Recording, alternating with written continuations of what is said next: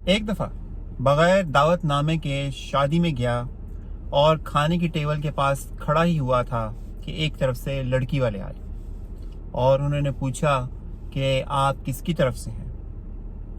अभी मैं कुछ बोलता कि दूसरी तरफ से लड़के वाले आ गए और उन्होंने भी यही सवाल किया कि भाई साहब आप किसकी तरफ से आए हैं।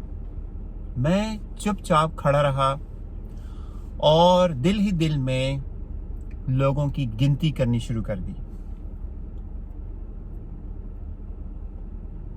कुछ देर के बाद बोला कि मैं पुलिस स्टेशन से आया हूँ और मुझे ये मालूम करने के लिए भेजा गया है कि शादी में आए हुए लोगों की तादाद कितनी है, वहाँ पे लोगों ने मास्क पहन रखे हैं और सोशल डिस्टेंसिंग का ख्याल किया जा रहा है कि नहीं।